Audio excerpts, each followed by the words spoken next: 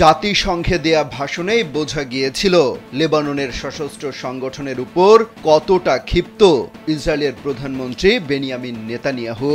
ভাষণ দিয়ে বের হয়ে যেন পণ করেন তার ঘুম হারাম করে দেয়া হিজবুল্লাহর প্রধানকে তিনি আর দুনিয়াতেই রাখবেন না।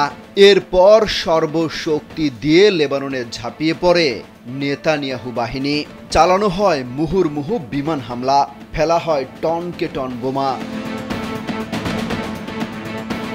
আন্তর্জাতিক বিভিন্ন গণমাধ্যম বলছে, স্থানীয় সময় শুক্রবার রাত থেকে শনিবার সকাল পর্যন্ত হিজবুল্লাহর ১৪০টির বেশি লক্ষ্যবস্তুতে হামলা চালিয়েছে ইসরায়েলি বাহিনী।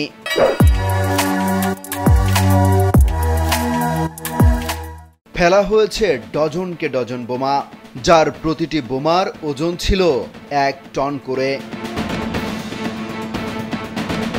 এসব বোমার তথ্য বিশ্লেষণ করে একটি প্রতিবেদন প্রকাশ করেছে আল জাজিরা। প্রতিবেদনে উল্লেখ করা হয়, কয়েক ঘন্টার ব্যবধানে ৮৫ টন বোমা ফেলা হয় বৈরুতের বিভিন্ন এলাকায়। এমন নারকীয় হামলায় প্রাণ হারান ইসরায়েলের বুকে কাঁপন ধরানো নেতা হাসান নাসরুল্লাহ। নিরাপত্তা বিশ্লেষকরা বলছেন, সবকিছু ধ্বংস করে দেওয়ার মতো ভয়ঙ্কর এই বোমা আগেই পাঠিয়েছে যুক্তরাষ্ট্র। বাইডেন প্রশাসনের নীল নকশা এমন তাণ্ডব চালানোর সাহস করছে তেল আবিব।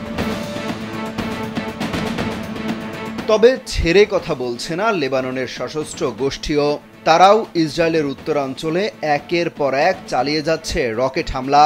বিশেষ করে ইসরায়েলের রামাতে ডেভিড বিমান ঘাঁটি ও পশ্চিমের আল জাজিল অঞ্চলের কাবরি বসতিতে ভয়াবহ হামলা চালায় প্রতিরোধ যোদ্ধারা। হামলায় ফাদি 1 ও ফাদি 3 রকেট ব্যবহার করা হয়। তবে ইসরায়েলের অত্যাধুনিক অস্ত্রের কাছে খুব বেশি সুবিধা করতে পারছে না হিজবুল্লাহ। প্রত্যক্ষদর্শীরা বলছেন, শুক্রবার রাতে দক্ষিণ বৈরুতের হামলা ২০০৬ সালের যুদ্ধের পর সবচেয়ে ভয়াবহ ছিল। প্রাণ বাঁচাতে যেভাবে পারছে পালানোর চেষ্টা করছে। আশ্রয় নিয়েছে সিরিয়া সহ প্রতিবেশী দেশগুলোতে। গাজার মতো এই যুদ্ধ দীর্ঘায়িত হতে পারে বলেও শঙ্কা করছেন কেউ কেউ। অমিত হাসান রবিন, কালবেলা।